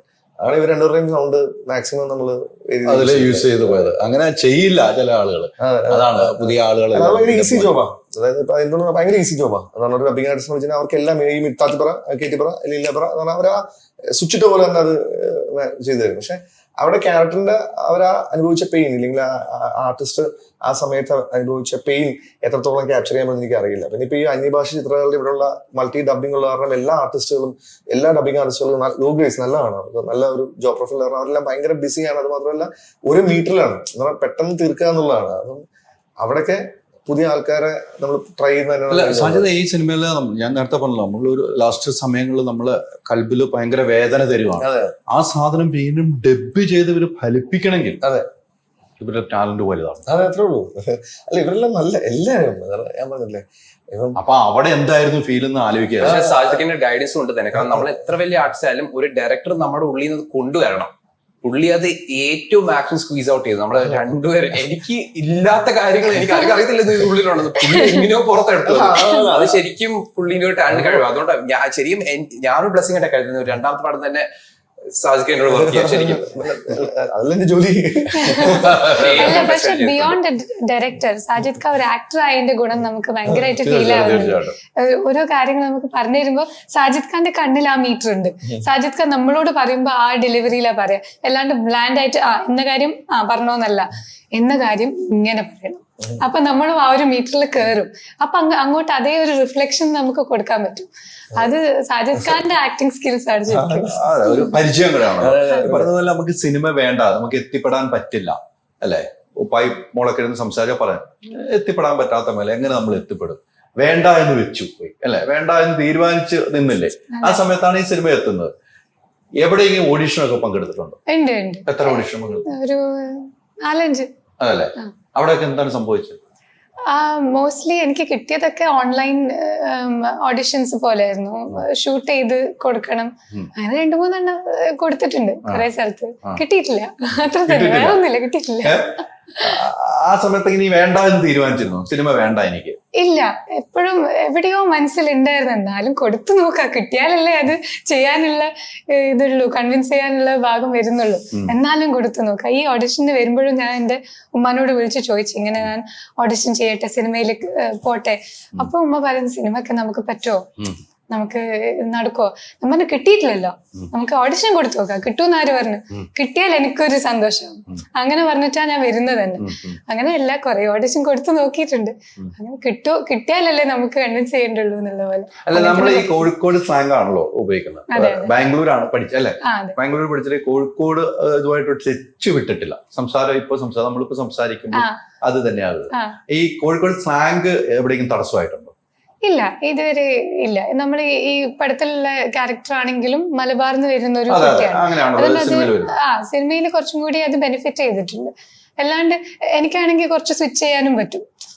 ഞാൻ ആരോടാ സംസാരിക്കുന്നതെന്ന് വെച്ചാൽ അവരെ സ്ലാങ് കുറച്ച് ഞാൻ പിടിച്ചു പോവും അറിയാതെ തന്നെ. അത് കഴിവ് പോലെയല്ല, ഉപ്പാന്റെ ജോലി കൊണ്ട് എല്ലാ 3 കൊല്ലം നമ്മൾ മാറും, സ്ഥലം മാറും. ഡൽഹിയിൽ ഉണ്ടായിട്ടുണ്ട്, മോസ്കോയിൽ ഉണ്ടായിട്ടുണ്ട്, ഷിലോങ്ങിൽ ഉണ്ടായിട്ടുണ്ട്. അപ്പൊ എല്ലാ സ്ഥലത്തിന്റെയും ഭാഷ നമ്മൾ പഠിച്ചിരിക്കണം. നമ്മൾ അവരോട് സംസാരിക്കുമ്പോൾ അവരുടെ ഭാഷയിൽ തന്നെ പറയണം. അതുകൊണ്ട് ലാംഗ്വേജ് വേറെ വേറെ വേറെ മാറും. കോഴിക്കോടൻ ഭാഷ എനിക്ക് ഭയങ്കര ക്ലോസ് ടു ഹാർട്ടാണ്. എന്റെ ഉമ്മ വർത്താനം പറയുന്നതിനോട് ആ ഒരു സ്ലാങ്ങിലാണ്. അതുകൊണ്ട് എന്റെ ഉള്ളെന്ന് പറയുമ്പോൾ ഞാൻ കോഴിക്കോടൻ ഭാഷയിൽ തന്നെ പറയാം. അതെ, സംസാരിക്കും. എങ്ങനെയാണ് ഇത്രയും പ്രേക്ഷകരെ കരയിപ്പിക്കാൻ പറ്റിയതെന്ന് പിന്നെ ചിന്തിച്ചോ ഈ സിനിമ ഇന്നലെ കണ്ടു കഴിഞ്ഞു? ഇല്ല, അത് ഇന്നലെ സിനിമ കണ്ടപ്പോ കണ്ടു പറഞ്ഞോ? അത് ഒരുപാട് കാര്യങ്ങൾ കൂടെ ചേർന്ന് ഒരു ഇമോഷൻ ആയിരുന്നു. പിന്നെ അറിയില്ല, ആ മൊമെന്റിൽ ഞാൻ ആലോചിച്ചിട്ടല്ല ആ സീന് ചെയ്തത്.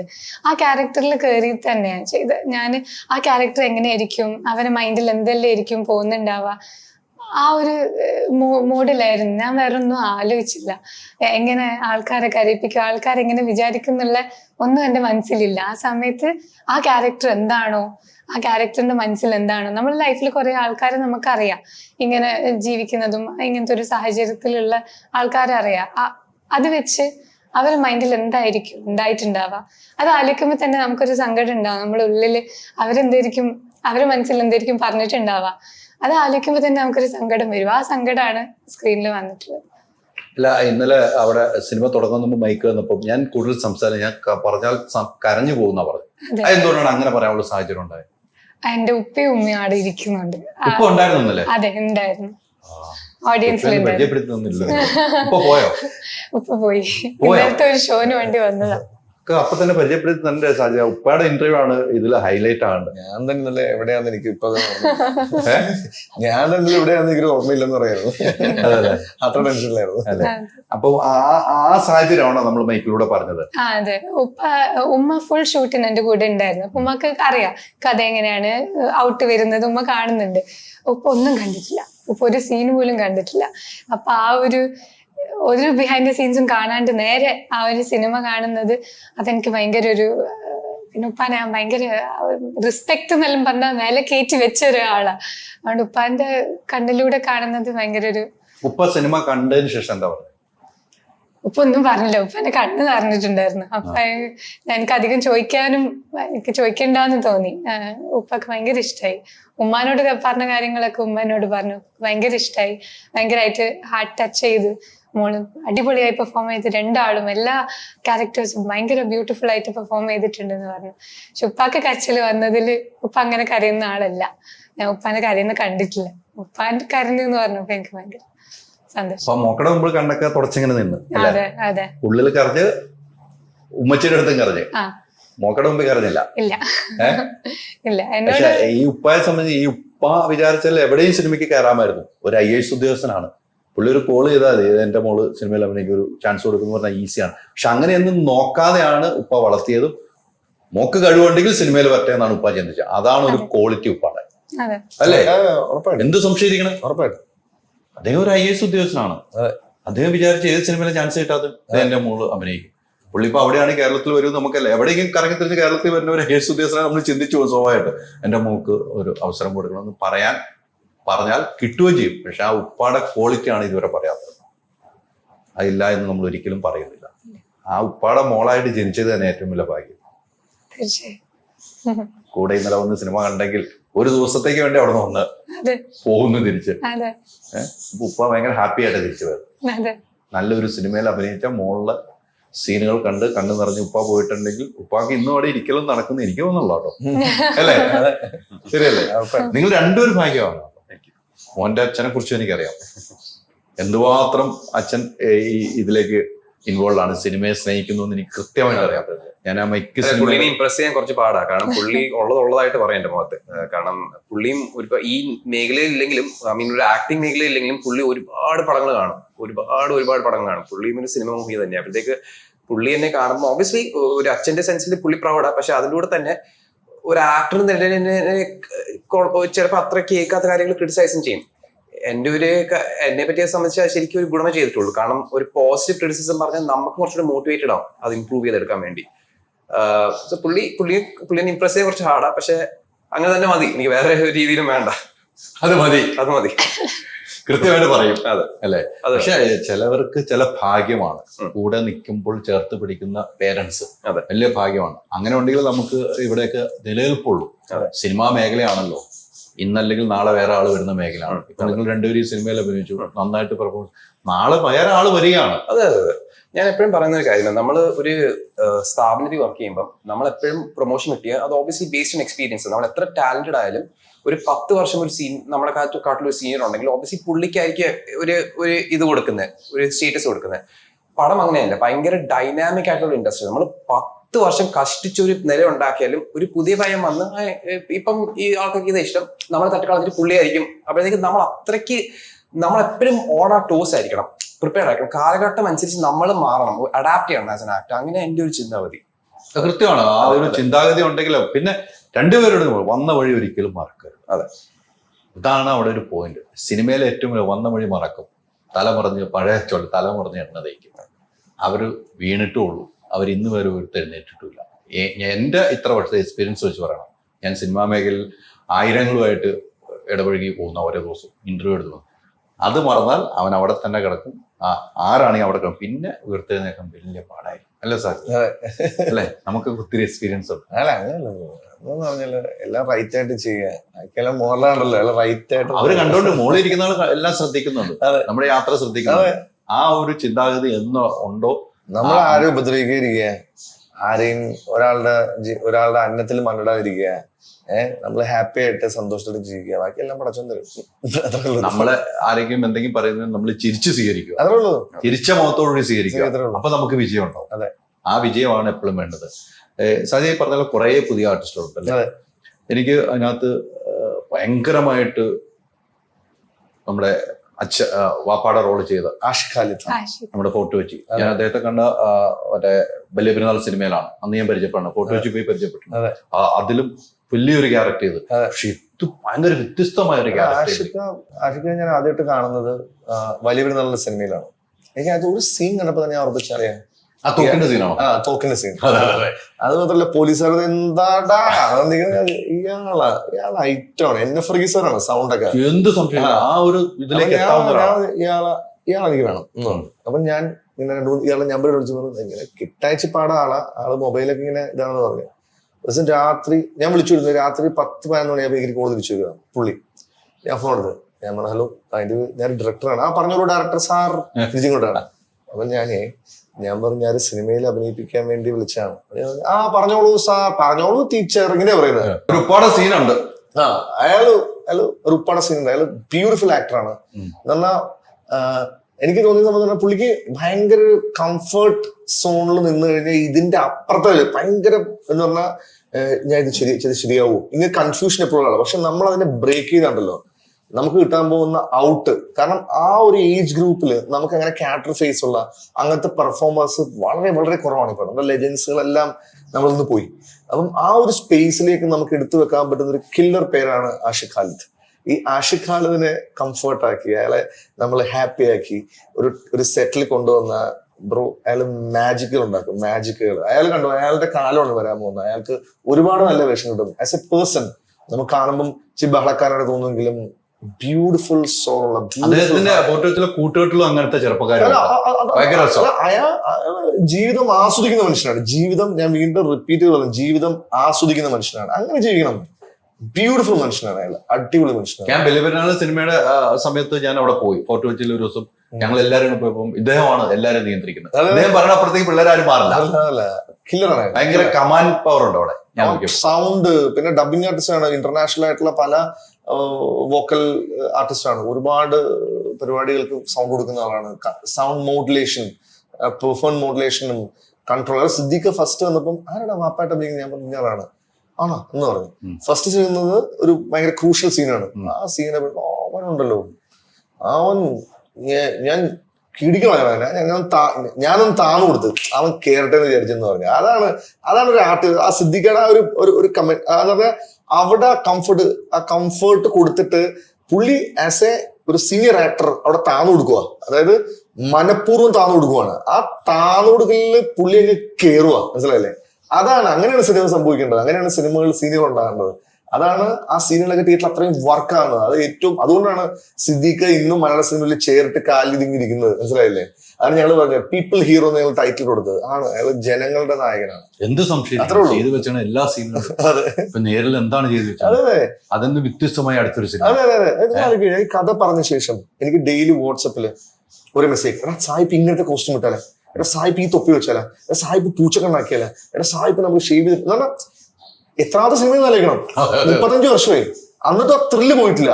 മനസ്സിലായില്ലേ? ഇപ്പം ഒരു ഡെയിലി ഞാൻ ജോലിക്ക് പോകുന്നു, അഭിനയിക്ക് തിരിച്ചു. അതല്ല, അവിടെയാണ് നമ്മൾ അവരെയൊക്കെ സമ്മതിക്കേണ്ടത്. അവിടെയാണ് ഈ ആർട്ടിസ്റ്റുകളൊക്കെ ഇന്നും ഇപ്പം നമ്മൾ ഈ പറയുന്ന ലെജൻഡറി ആയിട്ടുള്ള ആർട്ടിസ്റ്റുകളൊക്കെ ഇന്ന് ആളുകൾ കൈയടിക്കുന്ന ആർട്ടിസ്റ്റുകളൊക്കെ നേരത്തെ പറഞ്ഞ പോലെ മേലുകൾ കാണുന്നുണ്ടല്ലോ വരുന്നെടുക്കുന്നു എന്നുള്ളത്, അതിനുള്ള റിസൾട്ട് കൊടുക്കുന്നത്. തീർച്ചയായിട്ടും ആ ഒരു വിജയമാണ്. എനിക്ക് ആ സിറ്റുവേഷൻ വാപ്പ എന്ന സിനിമയിലെ ക്യാരക്ടർ അദ്ദേഹം ഗംഭീരമായിട്ട് ചെയ്തിട്ടുണ്ട്. നമുക്ക് പറയാതിരിക്കാൻ പറ്റില്ല. അങ്ങനെ എല്ലാവരും ഒന്നും മെച്ചമായിട്ട് ചെയ്ത സിനിമ തന്നെയാണ്. എല്ലാവരും അവരുടെ ലെന മുസ്ലിം ക്യാരക്ടർ ഇതിനു മുമ്പും ചെയ്തിട്ടുണ്ട്. അതിനൊക്കെ വ്യത്യസ്തമായിട്ട് ഒരു പെയിനാണ്. അവരെ കാണുന്ന മൊമെന്റ് മുതൽ അവർ അവസാനത്തെ ഫ്രെയിമിൽ വരെ അവരുടെ മുഖത്ത് അവരുടെ കണ്ണില് ആ പെയിൻ ഉണ്ട്. അവസാനം മോള് പറയുന്ന ഒരു ഡയലോഗ് അല്ലെ, സിനിമ കാണുമ്പോഴേ മനസ്സിലാവും. അതുകൊണ്ട് ആ ഡയലോഗിൽ വരെ ആ പെയിൻ ലെനയിലുണ്ട്. ഇല്ല നമ്മൾ അങ്ങനെ എല്ലാവരും മേക്കപ്പ് പോലും ഞാൻ മേക്കപ്പ് അധികം സന്തോഷം. മനസ്സിലായില്ലേ? വേണ്ട, ഞാൻ മേക്കപ്പ് ഇടുന്നില്ല. ഞാൻ പറഞ്ഞു വേണ്ട, വേറൊന്നല്ലേ എന്നെ കണ്ട തോന്നണം അങ്ങനെ ഒരു അവസ്ഥ ഞാൻ ജീവിക്കുന്നു എന്നുള്ളത്. കറക്റ്റ്. ആ കൺട്രോളിങ്, ആ ഒരു കാര്യം പറയാൻ വരെ പേടിയാണ്. മോളെടുത്ത് ഒരു കാര്യം പറയാൻ പേടിയാണ്. മനസ്സിലായില്ലേ? അവര് ഒരു ഉപദേശം കൊടുക്കുമ്പോഴും കൺഫ്യൂസ്ഡ് ആയിട്ടാണ് പറയുന്നത്. ഉള്ളിലാ ആ ലൈറ്റ് ഹൗസ് ഒരു ക്യാരക്ടറാണ് അല്ലേ? എനിക്ക് അങ്ങനെ ലൈറ്റ് ഹൗസ് ഒരു ക്യാരക്ടർ. ആലപ്പുഴയിൽ നേരത്തെ പറഞ്ഞ പോലെ എന്നും ആലപ്പുഴ എന്ന് പറയുന്നത് കുട്ടനാടും ഇല്ലെങ്കിൽ വള്ളംകളിയും ഇല്ലെങ്കിൽ ഹൗസ് ബോട്ടുമാണ്. ആലപ്പുഴയ്ക്ക് ബ്യൂട്ടിഫുൾ ആയിട്ടൊരു ബീച്ച് കൾച്ചർ ഉണ്ട്, ഒരു കോസ്റ്റൽ ഏരിയ ഉണ്ട്. അവിടെ ഡച്ചുകാരും പോർച്ചുഗീസുകാരും കച്ചി മേവന്മാരും ഗുജറാത്തികളും അങ്ങനെ പണ്ട് ആലപ്പുഴ പട്ടണമായിരുന്നപ്പോൾ അവിടെ കച്ചവടം ചെയ്യാൻ വന്ന ആളുകളുടെ ഇന്ന തലമുറയോടെ ജീവിക്കുക. അവിടെ അവരുടെ പള്ളികളുണ്ട്, അവരുടെ അമ്പലങ്ങളുണ്ട്, ജെയിൻ ടെമ്പിളുകളുണ്ട്, അവരുടെ ആർക്കിടെക്ചർ ബിൽഡിങ്ങുകൾ ഇപ്പോൾ അവിടെ മെയിൻറ്റെയിൻ ചെയ്യുന്നു. എന്നാൽ ഫോർട്ട് കൊച്ചി ഭയങ്കരമായിട്ട് എക്സ്പ്ലോർ ചെയ്യപ്പെട്ടു. ആലപ്പുഴ സിനിമകൾ എക്സ്പ്ലോർ ചെയ്യപ്പെട്ടിട്ടില്ല. എന്നാൽ ടൂറിസ്റ്റുകളുടെ ഏറ്റവും വലിയ ഡെസ്റ്റിനേഷനാണ്. എന്റെ വീടിന്റെ അടുത്ത് ഉമ്മ വരെ രാവിലെ വെക്കുന്നത് പാസ്തയും ബർഗേഴ്സും ആണ്. കാര്യം എല്ലാവരുടെ വീട്ടിലും ഹോം സ്റ്റേ ആണ്. അവർ ഇന്റർനാഷണൽ ഫുഡ്സിനെ കുറിച്ച് എല്ലാവരും പോർച്ചുഗീസ് എല്ലാ ലാംഗ്വേജും സംസാരിക്കും. മനസ്സിലായില്ലേ? അവിടുത്തെ അസുറാത്തൊക്കെ അവിടെ ഉള്ള ആളുകളാണ്.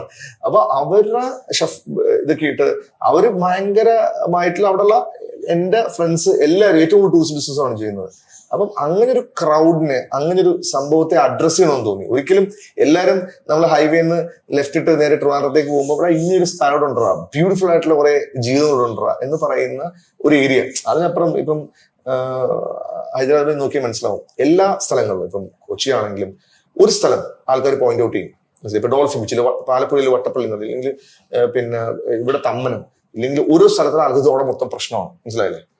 അവിടെ ഒരു നല്ല ലോൺ കിട്ടില്ല, അവിടുത്തെ കുട്ടികൾക്ക് നല്ലൊരു സ്കൂൾ അഡ്മിഷൻ കിട്ടില്ല, അവിടെ നല്ലൊരു ഒരു കല്യാണം നടക്കില്ല പെൺകുട്ടിക്ക്. എന്നാൽ നമ്മൾ അവരുടെ ലൈഫിൽ പോയാൽ അവർ അത്രയും ബ്യൂട്ടിഫുൾ ആയിട്ട് ജീവിക്കുന്ന ജീവിതങ്ങൾ വേറെ എവിടെയും കാണാൻ പറ്റില്ല.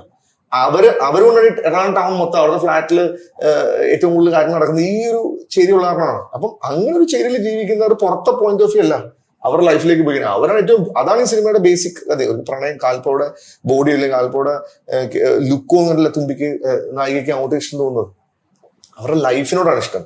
കാൽപ്പ് തിരിച്ചു കാണുന്നത് വേറൊരു ലൈഫാണ്, ഭയങ്കര സ്പിരിച്വൽ ആയിട്ടുള്ള, ഭയങ്കര സൈലന്റ് ആയിട്ട് എല്ലാത്തിനെയും കാമായിട്ട് ഹാൻഡിൽ ചെയ്യുന്ന അവരുടെ ലൈഫ്. അങ്ങനെ ഈ രണ്ട് ലൈഫും തമ്മിലുള്ള ഒരു ബ്ലെൻഡാണ് ഈ സിനിമ.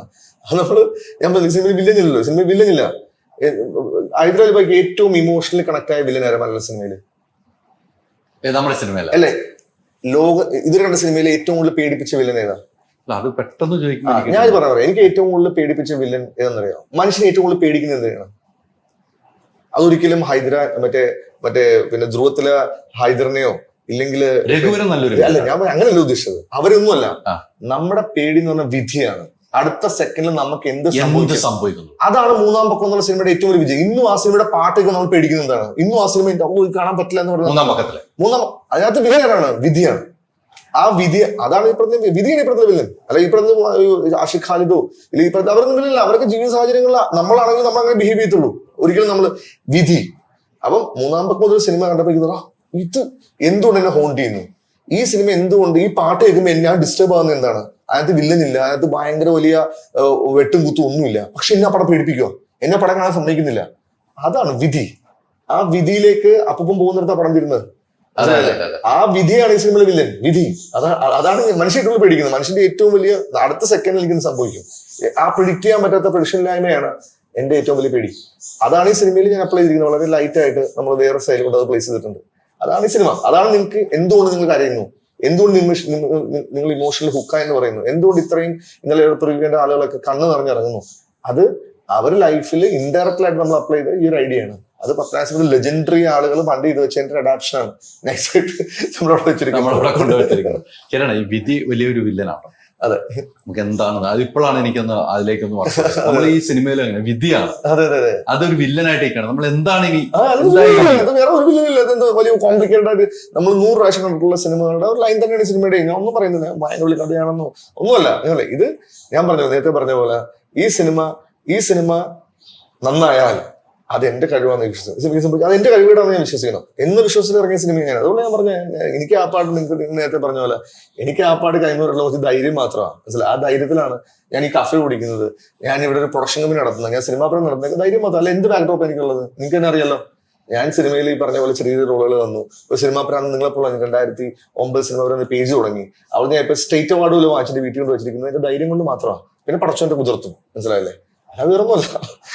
അപ്പൊ അതിനകത്ത് ഒരുപാട് അടികൾ വരും, ചവിട്ടിത്താത്തുകൾ വരും, കളിയാക്കലുകൾ വരും, മനസ്സിലായി, ഇൻസൾട്ടുകൾ വരും. അപ്പൊ നേരത്തെ ജേട്ടൻ പറഞ്ഞ ഇൻസൾട്ട് ആണ് ലോകത്തെ ഏറ്റവും വലിയ പവർ എന്ന് പറയുന്നത്. അതായിരിക്കും ഈ സിനിമ ഇതാണ്. ഇതിനു മുമ്പ് എന്തൊക്കെ സംഭവിച്ചാലും ഈ സിനിമയുടെ ഫെയ്ത്ത് ഇതാണ് ഈ സിനിമ.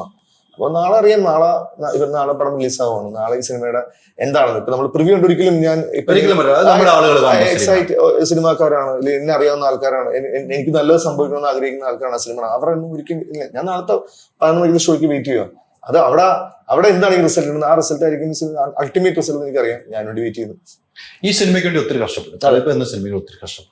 പല ആളുകൾക്ക് അഡ്വാൻസ് കൊടുത്തു. ആ പൈസ പോലും തിരിച്ചു കിട്ടിയിട്ടില്ല. എന്റെ അറിവ്. ഞാൻ അതിലേക്കും കൂടെ ഒന്ന് വരുവാണ്. എന്തായാലും സാഹചര്യം കിട്ടുമ്പോൾ ഇതില് വേറെ ആള് ഷൈൻ നികത്തിനായിട്ട് അദ്ദേഹത്തിന് അഡ്വാൻസ് കൊടുത്തു. ആ പൈസ തിരിച്ചു കിട്ടിയോ? അല്ല, അങ്ങനല്ല. ആ പൈസ തിരിച്ചു കിട്ടിയോ? അങ്ങനല്ല. ഞാൻ പറഞ്ഞില്ലേ, ഇതിന്റെ സംഭവം എന്ന് പറഞ്ഞാല് ഷെയ്ൻ വളരെ ബ്യൂട്ടിഫുൾ ആയിട്ടുള്ള ആക്ടറാണ്.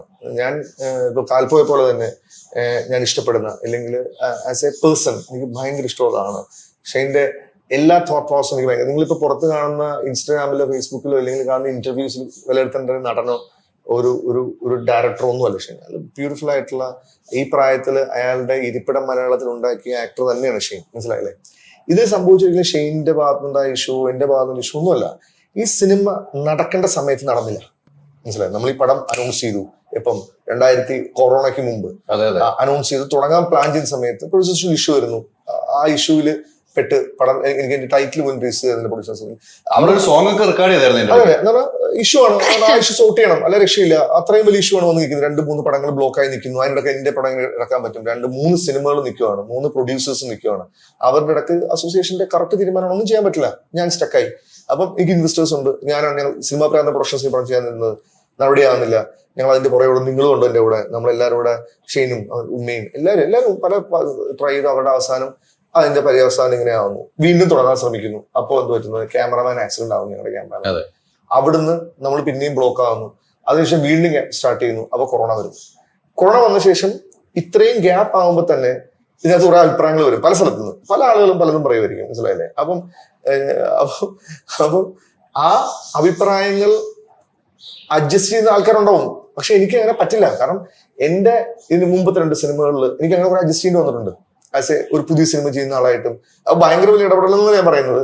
അതൊക്കെ ഇനി ആ സിനിമ കാണുമ്പോൾ ഞാൻ വിചാരിക്കണം എനിക്ക് അത് അങ്ങനെ വേണ്ടായിരുന്നു. അത് എനിക്ക് തോന്നും. എനിക്ക് ഈ സിനിമയിൽ ഒരിക്കലും അങ്ങനെ ഒരു കോൾ എന്നിൽ നിന്ന് വരരുത്. അത് എന്റെ തീരുമാനമാണെന്ന് തോന്നണം. മനസ്സിലായില്ലേ? അൾട്ടിമേറ്റ്ലി അതാണ് ഇത്. അതിനകത്ത് വേറെ ഒന്നുമില്ല. പിന്നെ ഈ അഡ്വാൻസിനാരൊക്കെ അതൊക്കെ ഏതാ രണ്ടാമത്തെ കേസ്. പൈസ എന്ന് പറഞ്ഞ ബ്രോ അത് നമുക്ക് കിട്ടും. മനസ്സിലായില്ലേ? അതൊക്കെ കിട്ടിയിട്ടില്ല. അങ്ങനെയല്ല, അതൊക്കെ അങ്ങനെ കിട്ടിയിട്ടില്ല. അത് പറയുന്നത് എന്താ പറയുക, പൈസ അഡ്വാൻസ് കൊടുത്ത പൈസ തിരിച്ചു അല്ല, അതിന്റെ ഫുൾ എമൗണ്ട് തിരിച്ചു തന്നില്ല. അത് അവര് ഈ പടത്തിന് വേണ്ടി ഒരു ദിവസം ഒരു പ്രമോ ഷൂട്ടിന് വന്നിട്ടുണ്ടായിരുന്നു. മനസ്സിലായില്ലേ? അപ്പം അതിന്റെ ഫുൾ എമൗണ്ട് തന്നില്ല. അപ്പൊ അതിൽ വക വെച്ചോ? അതിൽ വക വെച്ചില്ല. അത് എന്റെ കയ്യിൽ നിന്ന് പോകും. അത് കുഴപ്പമില്ല. ഇപ്പൊ പൈസ നമ്മൾ എത്ര കാശ് എനിക്കൊന്ന് 10-12 ലക്ഷം രൂപ കൊടുത്തു എന്നാണ് എന്റെ. അതിന്റെ പകുതി കാശോളം തിരിച്ചു തന്നു. ബാക്കി കാശ് ഇതേപോലെ പ്രമോ ഷൂട്ടിനൊക്കെ വന്നോണ്ട് പോയി. അത് നമ്മളങ്ങ് കൊടുത്തുന്നല്ല. അത് ലിറ്ററലി നമ്മളല്ലേ ബ്രോ, കാശ് എന്ന് പറഞ്ഞ അൾട്ടിമേറ്റ്ലി സാധ്യത ഇതുമായിട്ട് പരാതിയായിട്ടൊന്നും പോയിട്ടില്ല. ഇല്ല ബ്രോ, അസോസിയേഷൻ അങ്ങനെ പരാതി ഒന്നും പോയിട്ടില്ല. അല്ല, ഞാൻ നേരത്തെ പറഞ്ഞല്ലോ, നമുക്ക് ഒരിക്കലും അങ്ങനെ ഒരു കാശ് എന്ന് പറയുന്നത് ഞാൻ ഇപ്പോഴും സെക്കൻഡറി ആയിട്ട് കണ്ടിട്ടുള്ള ലൈഫിൽ ഇന്ന് വരെ. മനസ്സിലായി? ഇന്ന് വരെ ഞാൻ ഭയങ്കര സിനിമാ ഭ്രാന്ത് കോടികൾ ഉണ്ടാക്കിയൊന്നുമില്ല. മനസ്സിലായില്ലേ? എന്റെ വാപ്പ റിച്ചായിരുന്നു. അത് കാരണം എന്താ തമാശക്ക് പറഞ്ഞ അല്ല, എനിക്ക് നല്ലൊരു എഹിയ എന്നൊരാളുണ്ട് എന്റെ പേരിന്. ഇപ്പൊ അങ്ങനത്തെ ഒരാളുണ്ട്, ഉണ്ടായിരുന്നു. അത് കാരണം എനിക്ക് കുറച്ച് ഡിഗ്നിറ്റി ലൈഫിലുണ്ട്. ഞാൻ ഫോളോ ചെയ്യുന്ന കുറച്ച് ഡിഗ്നിറ്റി ഉണ്ട്. അതിന് ഇപ്പം ആ പൈസ എനിക്ക് പഠിച്ചോ ഞാൻ ഉണ്ടാക്കുമായിരിക്കും. എനിക്ക് സമയമുണ്ടല്ലോ, ആരോഗ്യം ഉണ്ടല്ലോ, ആരോഗ്യം മാത്രം നിന്നാൽ മതി, ആ പൈസ ഉണ്ടാക്കുമായിരിക്കും. പക്ഷെ അതിന്റെ പേരിൽ ഇനി ഒരു പരാതിക്കോ എന്റെ പുറകെ ഓടാനോ ഒന്നും അതിനുള്ള സമയവും ഇല്ല. പിന്നെ എനിക്ക് അത്ര ഇഷ്ടമാണ് അവരെയൊക്കെ as A person, as A family എന്ന് പറഞ്ഞാൽ എനിക്ക് അവർ ഭയങ്കര ഇഷ്ടമാണ്. അതിനൊരു വാക്കായിട്ട് പോകാനൊന്നും ഞാൻ താല്പര്യപ്പെടുന്നില്ല. അത്രേ ഉള്ളൂ. അത് ഞാൻ നല്ലവനാവുകയോ ഇല്ലെങ്കിൽ മറ്റേ ഒന്നുമല്ല. മനസ്സിലല്ലേ? റിയാലിറ്റി അതാണ്. അല്ല, സാജിദയോട് അങ്ങനെ ചെയ്യുമെന്ന് സാജിദയെ എന്തെങ്കിലും വിചാരിച്ചിരുന്നു? ഞാൻ പറഞ്ഞില്ലേ, അല്ല, സാജിദയ്യ ആ ഒരു പ്രശ്നങ്ങൾ നടക്കുന്ന സമയത്ത് ഇടവും വലവും നിന്ന ആളാണ്. എനിക്ക് പേഴ്സണലി അറിയാവുന്നുണ്ട്. ഇടവും വലവും നിന്നാണ് ആ വലിയ ഇഷ്യൂ നടക്കുമ്പോൾ. അല്ല, സാജിദയോട് അങ്ങനെ ആ നടൻ ചെയ്യുമെന്ന് സാജിദ എന്തെങ്കിലും വിചാരിച്ചു? ബ്രോ, ഞാൻ ഒരിക്കലും ഷെയ്ന്റെ കൂടെ നിന്നത് എന്റെ കൽബിൽ അഭിനയിച്ചത് കൊണ്ടോ അഭിനയിക്കാൻ അതുകൊണ്ടല്ലായിരുന്നു ഞാൻ പറഞ്ഞത്. അതുകൊണ്ടോ ഇല്ലെങ്കിൽ ഒന്നുമല്ല. ആ സമയത്ത് എനിക്കത് തോന്നിയത്. എനിക്ക് അന്ന് അവൻ്റെ കൂടെ നിൽക്കണമെന്ന് തോന്നി. കാരണം എനിക്ക് വളരെ എവിഡന്റ് ആയിട്ട് അവൻ്റെ കൂടെ നിൽക്കണമെന്ന് തോന്നി. As an actor, as A human being. ഇല്ല, അതിനൊക്കെ അപ്പുറം ഞാൻ ഇഷ്ടപ്പെടുന്ന കുറെ കാര്യങ്ങളുണ്ട്. ഒരു വളരെ അവരുടെ എല്ലാവരും നല്ല ആൾക്കാരാണ് അവരൊക്കെ. അപ്പം അവരോട് നിൽക്കുന്നത് എനിക്ക് തോന്നി. അപ്പം അത് ഞാൻ പിന്നെയും പറഞ്ഞല്ലോ, ഈ സിനിമ വിട്ടുപോയത് ഞങ്ങൾ തമ്മിൽ ഭയങ്കരമായിട്ടുള്ള ഫൈറ്റ് ചെയ്തിട്ടോ ഒന്നുമല്ല. മനസ്സിലായില്ലേ? ഒരു പോയിന്റിൽ ഞാൻ പറഞ്ഞില്ലേ, ആർക്കെങ്കിലും കൊണ്ട് ഗുണമുണ്ടാണ്ടേ. ഒന്നെങ്കിൽ ഈ സിനിമ ചെയ്യണ്ട, ഇല്ലെങ്കിൽ ഈ സിനിമ ചെയ്യണം എന്നൊരു ധാരണ ഞാൻ എടുക്കേണ്ട ഒരു തീരുമാനം എനിക്ക് മനസ്സിലായി. കാര്യം 4 വർഷത്തോളം ഇല്ല 5 വർഷത്തോളം ഞാൻ ഓടുന്നു.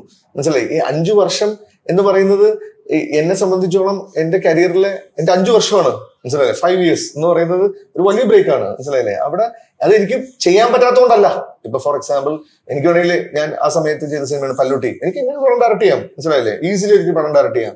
അപ്പം അതിനപ്പുറം ഞാൻ നേരത്തെ ഞാൻ പറഞ്ഞ പോലെ അങ്ങനെ ഒരു ഫെയിം ഉണ്ടാക്കുകയോ അല്ലെങ്കിൽ ഭയങ്കര വലിയ സംഭവം ഒന്നുമല്ല. മനസ്സിലായി? ഒന്നുമല്ല. ഇത് ലിറ്ററലി ലിറ്ററലി ഇതൊരു ഞാൻ നേരത്തെ പറഞ്ഞ നമ്മൾ ഒരിക്കലും അങ്ങനെ ഫൈറ്റ് ചെയ്ത് പോകുക ഞങ്ങൾ ഒടക്കുകയാണ് വളരെ ഈസിലി നമ്മൾ ബൈ പറഞ്ഞു കഴിഞ്ഞാണ്. മനസ്സിലായില്ലേ? നിങ്ങൾ കണ്ടാൽ ഇപ്പോൾ സംസാരിക്കാറുണ്ടോ? പിന്നെ ഞാൻ ട്രയൽ ടീച്ചറിന്റെ അയച്ചു, സൈക്കോ നന്നായിട്ടുണ്ടെന്ന് പറഞ്ഞ മെസ്സേജ് അയച്ചു. അതൊക്കെ വളരെ ഇതാണ്.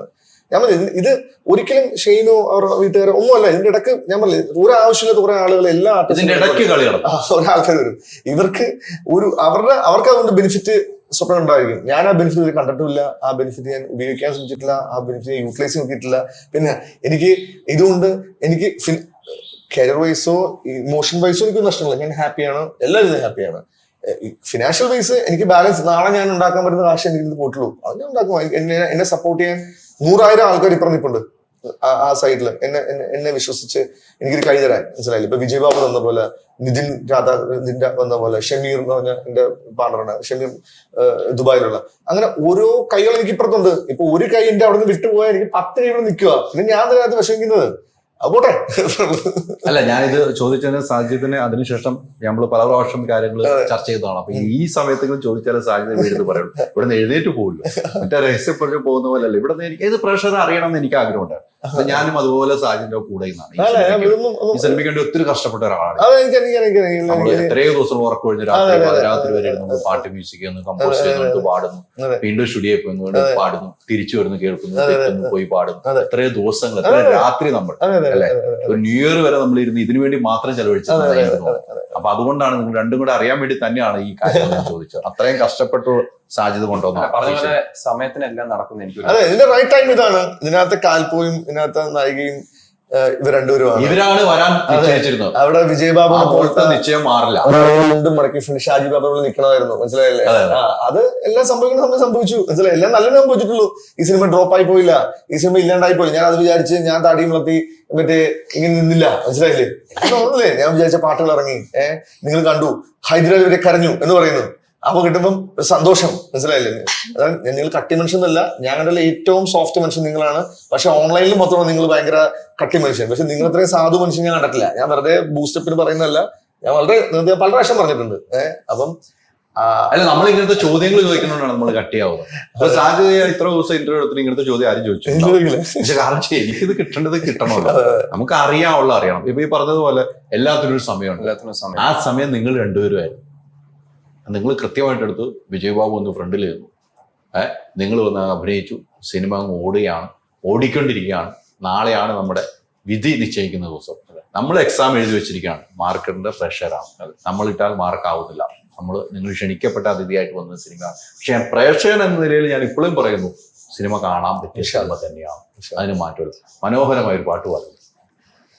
സിനിമത്തെ പാട്ട് തന്നെ പാടല്ലേ? പാട്ട് പാടി. നിന്നെ കണ്ടെന്ന് എന്റുമ്മ പറഞ്ഞെന്ന്, നിലാവ് പോലെന്ന്, നീ നല്ല പെണ്ണെന്ന്. നിന്നെ കണ്ടെന്ന് എന്റുമ്മ പറഞ്ഞെന്ന്, നിലാവ് പോലെന്ന്, നീ നല്ല പെണ്ണെന്ന്. നമ്മളെ നായകനും പാടും.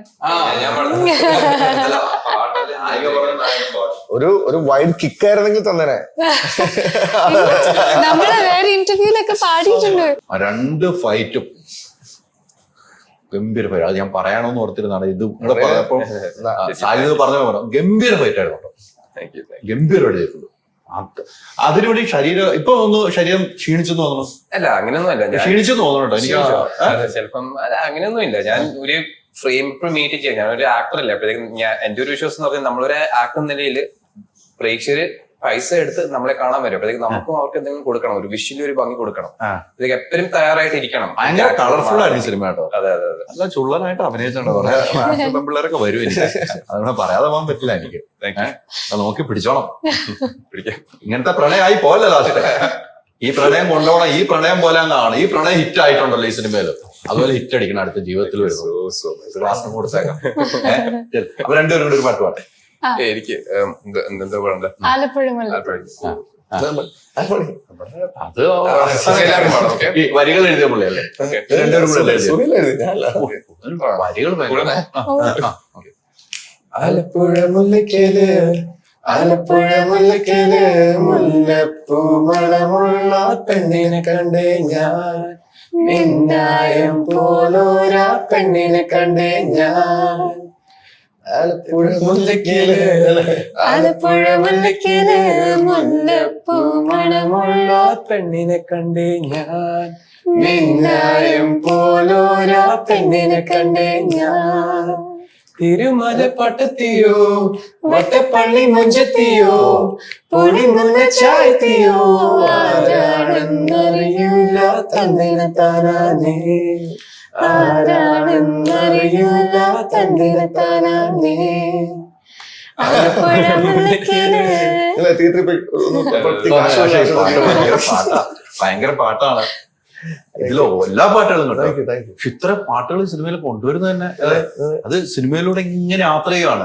ബാക്ക്ഗ്രൗണ്ട് സ്കോറില്ല, പാട്ടിലൂടെ സിനിമ യാത്ര. അപ്പൊ അതുകൊണ്ട് നമ്മളൊന്നും ബോറടിപ്പിക്കാത്ത സിനിമ, ബോറടിപ്പിക്കാത്തത്. എന്തായാലും സൂപ്പർ സിനിമ. ഇനി പ്രേക്ഷകരാണ് വിധി എഴുതേണ്ടത്. പ്രേക്ഷകർ ഏറ്റെടുക്കാവുന്ന സിനിമ. ഞാൻ പറഞ്ഞില്ലേ, ഇത് ഒരു അച്ഛൻ മോൻ ബന്ധം, ഒരു അമ്മയും മോളുമായിട്ടുള്ള ബന്ധം, അതിലപ്പുറം ഒരു നായകനും നായികയുമായിട്ട് എന്തൊക്കെയാണ് ഒരു പ്രണയം, ഏതൊക്കെ രീതിക്കാണ് പ്രണയം.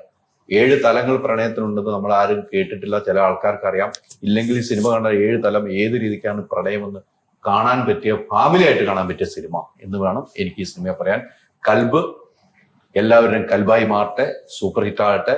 ഇതിന്റെ ആഘോഷം വീണ്ടും ആഘോഷിക്കാൻ മുകളിലിരിക്കുന്നതാണ് നമുക്ക് ഭാഗ്യം തട്ടെ. ഒത്തിരി സന്തോഷം. Thank you. Thank you.